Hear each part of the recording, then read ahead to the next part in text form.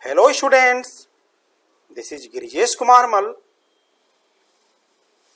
Dear students, today we are going to study the rest part of the lesson My Childhood. An extract from the biography Wings of Fire of Dr. Abdul Kalam, who was an Indian scientist and administrator who served as the 11th President of India. In the previous lecture, we have learned about some important aspects of Kalam's childhood, about his upbringing, about his friends and the parental teaching. We can say that Kalam acquired his foremost qualities from his surroundings. Today, we shall begin the story of Kalam's childhood. Dear students, we have completed up to this paragraph. Now come to start the next paragraph. The next paragraph will be start from here. He further says, one day when I was in the 5th standard at the Rameshwaram elementary school, a new teacher came to our class. I used to wear a cap which marked me as a Muslim, and I always sat in the front row next to Ramananda Sastri, who wore the secret thread, just which is known as Janeau in Hindi. Actually, Kalam belonged to a Muslim family. He used to wear a cap on his head, which identified him as a Muslim. His friend Ramananda Sastri, who was the son of the priest of Rameshwaram temple, belonged to a Hindu Brahmin family and used to wear the secret thread worn by Brahmins. When these children were in class 5th, a new teacher came to their class. Actually, Kalam recalls an incident which happened then. What incident happened? The new teacher could not stomach, it means could not tolerate a Hindu priest's son sitting with a Muslim boy. In accordance with our social ranking, as the new teacher saw it, I was asked to go and sit on the back bench. I felt very sad. And so did Ramananda Sastri also. He looked utterly downcast, it means sad or depressed, as I shifted to my seat in the last row. The image of him weeping when I shifted to the last row left a lasting impression. Impression, it means impact on me. Actually, Kalam says that this new teacher could not tolerate that a Hindu priest's son was sitting next to a Muslim boy. He told Kalam to go and sit on the last bench, as he belonged to a lower rank of a society. Both the children felt very bad. Both the children, it means Kalam and Ramananda Sastri. When Kalam changed his seat and went back and sat on the last bench, Ramananda felt very bad. Kalam still remembers the image of his friends Ramananda crying at that time. It left a lifelong impression on Kalam of his friends' feelings for him. Now come to the next paragraph. After school, we went home and told our respective parents about the incident. Lakshman Shastri summoned, it means called, the teacher, and in our presence told the teacher that he should not spread the poison of social inequality and communal intolerance in the minds of innocent children. He bluntly, it means directly, without any delay, asked the teacher to either apologize or quit the school and the island.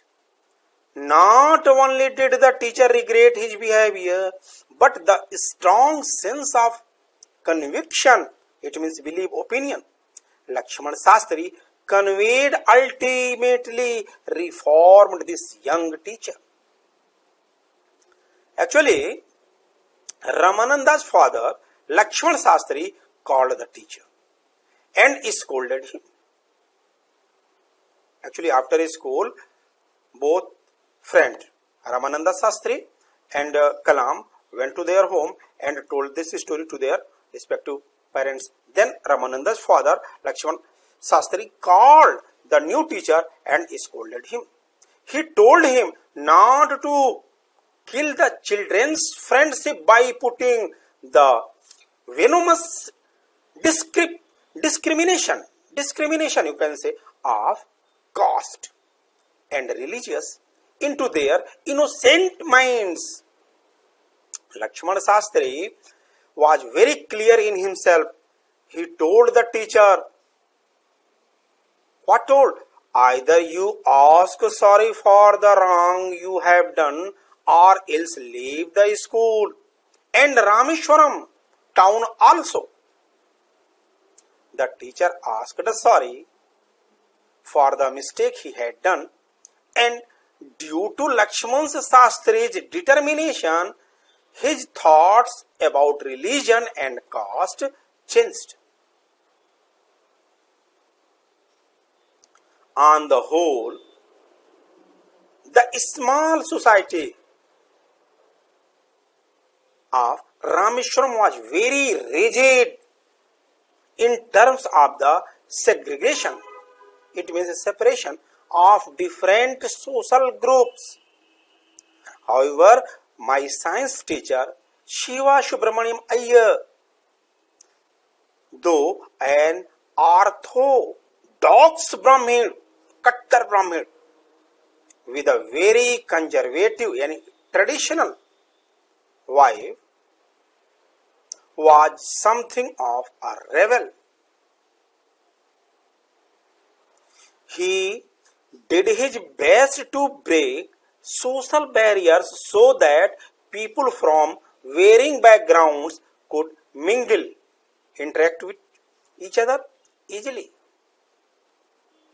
He used to spend hours with me and would say, Kalam, I want you to develop so that you are on par with the highly educated people of the big cities.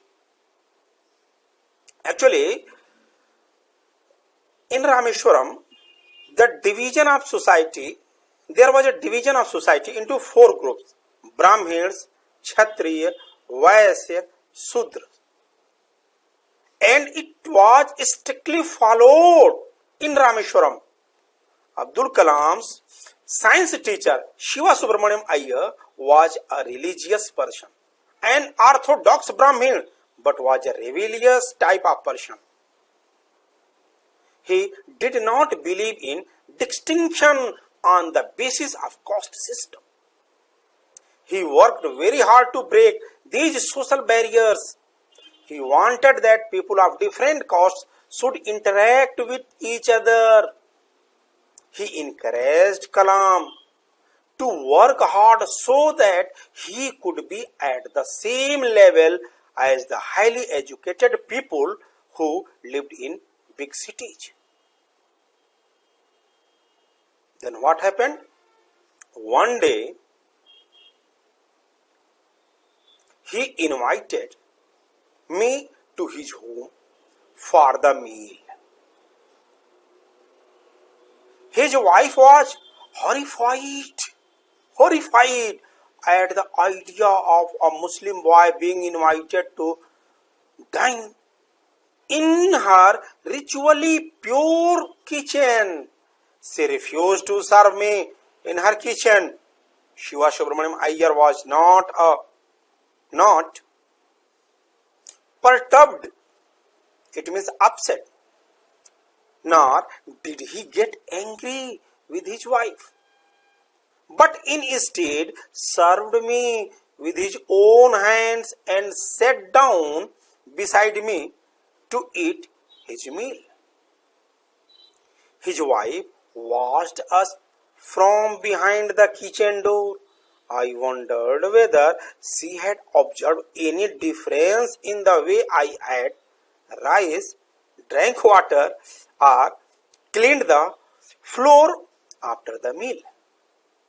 Actually, Shiva Subramaniam Iyer's wife belonged to a traditional and orthodox Brahmin family.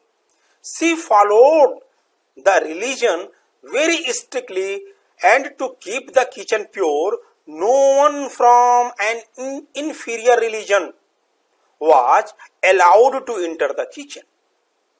When Shiva Subramaniam Iyer called Kalam for dinner at his home, his wife feared that a boy from a Muslim family would make her kitchen impure. She refused to serve him food in her kitchen. Shiva Subramaniam Iyer was neither upset nor angry. He himself served food to Kalam and sat down beside him to eat. His wife stood beside the kitchen door and looked at Kalam while he was having food. Kalam says that he doesn't think that she felt there was any difference in the way he was having his food, or the way he was drinking water, or in the way he cleaned the floor after the meal.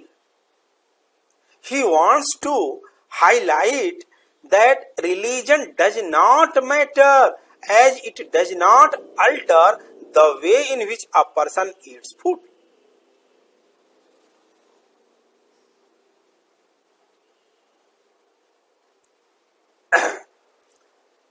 Come to the next paragraph. When I was leaving his house, Shiva Subramaniam Iyer invited me to join him for dinner again the next weekend. Observing my hesitation, doubt, he told me not to get upset, saying, once you decide to change the system, such problems have to be confronted. Confronted, it means faced.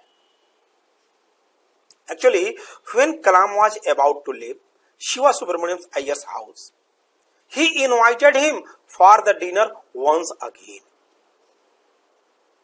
When Shiva Subramaniam Iyer saw that Kalam was feeling hesitation, he asked him not to be upset.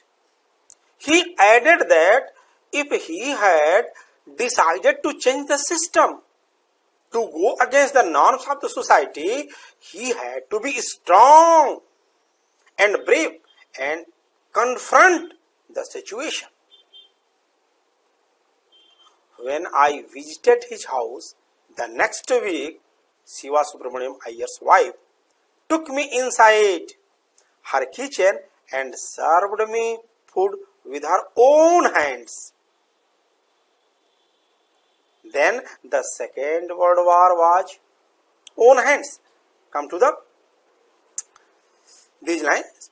When I visited his house the next week, actually, when Kalam visited Subramaniam Iyer's house for dinner the next week, his wife made him sit in the kitchen, just like this picture, and served him food with her own hands. This is the change that happened. to the first time and to the second time. Invitation. Then what happened? Then the Second World War was over and India's freedom was imminent, about to happen. Indians will build their own India, declared Gandhiji. Actually, when the Second World War got over in year 1945, India was about to get freedom, which happened in the year 1947. Mahatma Gandhiji, known as the father of nation, was a crucial part of India's freedom struggle.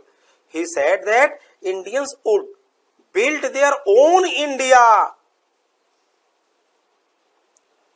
The whole country was filled with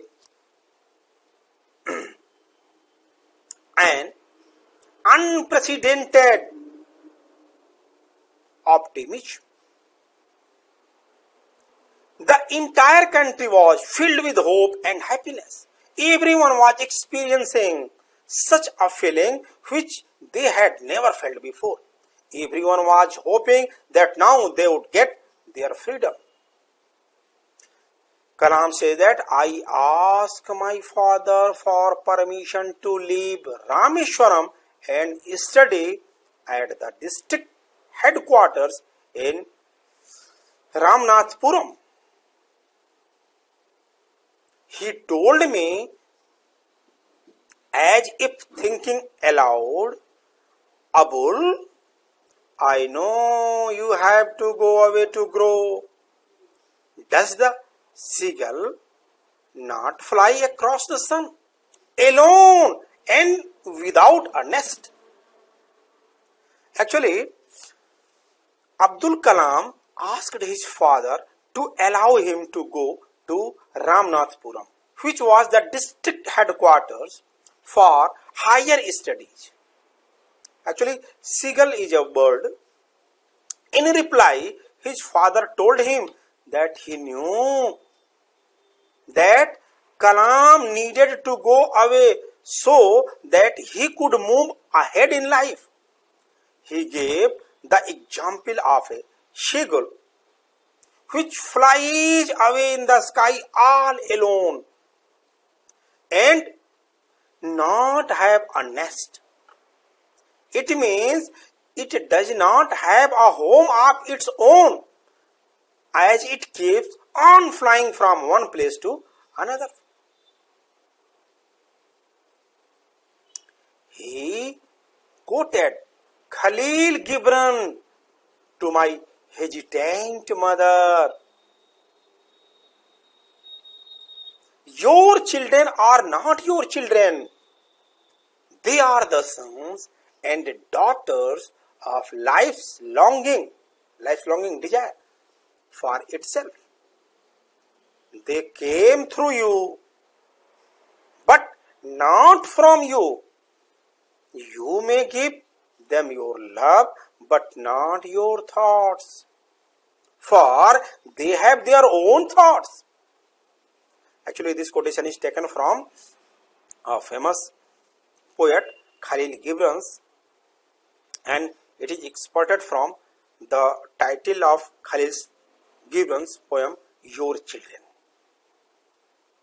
Actually, when Kalam's mother came to know that he was about to leave home and wanted to go to Ramnathpuram for higher studies, she got upset. Kalam's father tried to calm her down and told her a few lines from the famous poem entitled Your Children, written by Khalil Gibran. He said that your children are not your children. They are the children of life. Don't think that you can rule your children. They are a result of life's desire for itself. They have their own thoughts. He asked her to give them freedom to fulfill their thought. In this way, we have completed this chapter. Keep in your mind that the title of this very chapter, My Childhood, is an extract taken from the biography of Abdul Kalam, Wings of Fire. We learned that in his childhood he was greatly influenced by his parents, his teachers, and his friends. Abdul inherited honesty, simplicity, and self-discipline from his father and faith in goodness and deep kindness from his mother. Later on, he became a great scientist and also the 11th President of India. Just I have told you in the starting of this very chapter. And received several prestigious awards including Bharat Ratna. So dear students, I hope you enjoyed it and learned from it. I will see you in the next lecture. Thank you. Have a nice day.